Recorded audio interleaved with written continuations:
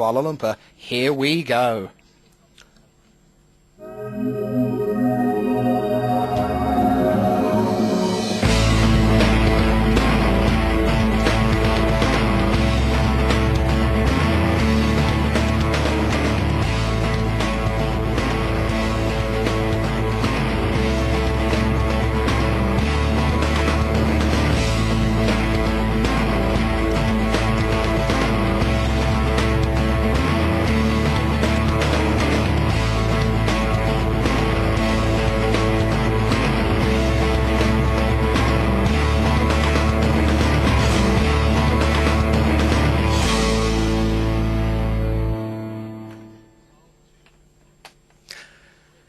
Hello and welcome to the Top 8 of Pro Tour Kuala Lumpur 2008. I am your host Rich Hagan alongside Bill Stark here in the booth for Randy and BDM, and we are watching a killer marquee matchup between John Finkel of the United States of America and that man Guillaume Wafatapa of France. Constructed master, but here in a limited Top 8. Finkel, absolute god of any format you care to mention. Wafatapa, outstanding player, and there is John Finkel, looking pretty much as he ever does, pretty taciturn, but we're pretty happy with his deck, and I guess he is too, Bill. Yeah, absolutely. He didn't get the start that he wanted there, I think, with that one drop into another one drop instead of a two drop, which he has plenty of.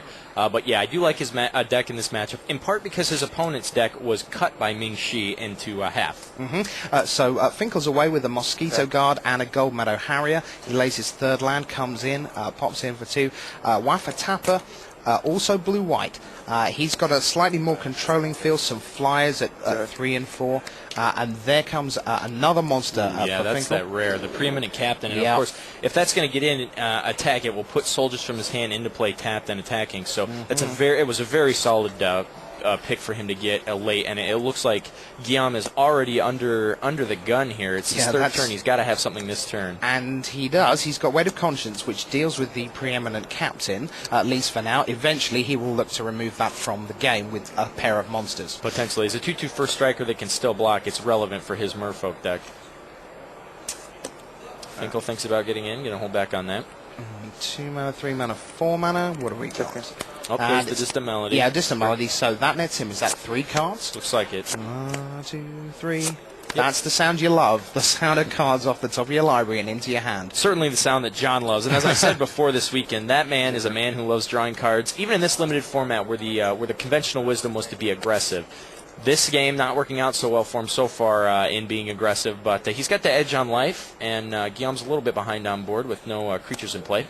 Yep, and there's a swamp. Guillaume's just got a little bit of black. He makes Stony Brook Schoolmaster. Now, when that taps, he gets little 1/1 Merfolk Wizards, and that again is going to blunt a Kithkin attack very nicely. Yeah, and it actually makes it really tough for John to utilize his Gold Metal Harrier, which he might normally use to stymie the blocking ability of that creature. I won't be tapping him anytime soon. No. There is Wafatapa. He's on 17 life right now, 0-0. In the background, you see Marcio Carvalho deep into his first game.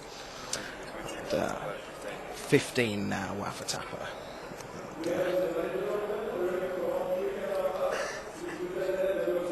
Looks like reporting from the floor, Scott John said that Mike Ron managed to land his turn 3 Jace. Yeah, we like that. Only to see it taken out on the following turn by a Changeling Berserker from his opponent. And we don't like that. Mike certainly doesn't. No, absolutely not. Not that we're biased here or anything. All right, so it's Wafatapa having a look. What's he going to do here? He's got a Plover Knights in hand. Redeem? Is that Redeem the Lost? It looks like it. I saw it in his pile of playables. Does that feel like a solid card? I don't know. I wasn't expecting to see that in play in the top 8. Well, it's one of those things where it clashes. Clashing gives him the opportunity to get more cards, and so to see more cards, that might be something he's looking for. But if you're in a control deck, you're not playing a lot of creatures, sometimes you can't afford to have the ones that you have die. Might be something he's playing for that reason to prevent the removal. John, of course, had the Weight of Conscience for the Stony Brook Schoolmaster and managed to remove it with his preeminent captain, Gold Metal Harrier, and get in for 1. All right, there is Plover Knights. Plover Knights comes out for Guillaume Wafatapa, 3/3 first strike. Now that, of course, can be tapped down quite happily by Johnny Magic. And will need to be for John to get through. That redeemed the lost, incidentally. As Scott Johns was telling us throughout the build process, Guillaume Wafatapa had it not just in his playables pile, but in his I'm playing pile. So he obviously quite likes it. Yep, and that's a great. It's a great point, Rich. It's easy sometimes to try to double guess or second guess these pros, but the reality is these guys are at the top of the game. They're some of the best in the world. They played through a tough weekend, and the reason they've been able to do that is because they have an innovative view on cards that other players simply don't take a second look at. All right, we have the first game out of the way already in the Nikolai Herzog against Marcio Carvalho match. And Nikolai Herzog, bang, I am the winner, thank you very much. He had cream of the crop out and a bunch of fat guys. So that is 1-0 to the Norwegian Hall of Famer in really, really quick time. Sure. So Wafatapa comes in for his first damage of the top 8 with the Plover Knights. Yep, and watchers watching at home might wonder why John didn't tap that creature with his gold medal Harrier. The reason is that he's looking to get in on the ground right now and is more interested in tapping any potential blockers that Guillaume might play after combat. Let's look at Guillaume's deck then. He's got Stream of Unconsciousness at 1, Little Combat Trick. At 2, Monsters, Judge of Currents. He's got Sig, River Guide, and Silvergill Dowser. As far as spells, a whole bunch of them. He's got Negate, which he was unsure whether he was actually going to play, so we'll have to check that for you. Research the Deep, Card Drawer, Weight of Conscience, Redeem the Last Wings of Velis Vel. Then at 3, Harpoon Sniper, that can clog up the board. A Dewdrop Spy, Stony Brook Schoolmaster we've already seen, and also a Foot Bottom Feast, so he gets a chance to reload at some point. At 4, this is quite a chunk of his deck. Fairy Harbinger, Merrow Harbinger, Dream Spoiler Witches, Inspired Sprite is there, so that's the looter ability on that one, and Distant Melody, so he wants cards as well as Finkel. Yep. We've seen the Plover Knights, there they are in play, and then at 6, he's got a pair of Ether Snipe, so that is a big card for turning a game around. Yep. And John has a huge advantage on board. I was expecting to see Guillaume play some type of effect during the combat step there to help gain some traction. He wound up taking 2 extra damage from the skirmishers, and he's got to go into the tank on his turn here to try to figure out how he's going to crawl back into this game. If John's got the Surge of Thoughtweft or a Wisenson in his hand, we could be seeing this game end on the following turn or within 2 turns. So things are looking rough for the Frenchman. I guess that, and in fact, there we go. Yeah, there we go. That is 1-0 to John Finkel. Guillaume Wafatapa, we said he's imperturbable, but he will not have enjoyed that beating. I'm not sure what he has got after boarding. So as things stand, that is 1-0 to Nikolai Herzog. On the back table against Marcio Carvalho, 1-0 to John Finkel over Guillaume Wafatapa. And so while they're sideboarding or not, let's take a look at John's actual deck then. At 1, he's got 3 creatures. He's got the Gold Meadow Harrier, the Gold Meadow Stalwart, so that's the perfect 2-2 start for 1, and Mosquito Guard. The 2 casting cost area, though, Rich, is where it gets really interesting. And, of course, he's got some removal spells in the form of weight of... the weight that he used in the last game. He's got Double Sin's Air, which is really critical in his deck because of the amount of Kithkin spells he's playing. He's also got the Wizen Sin, which, as you pointed out, he's going to search up with that Kithkin Harbinger most often.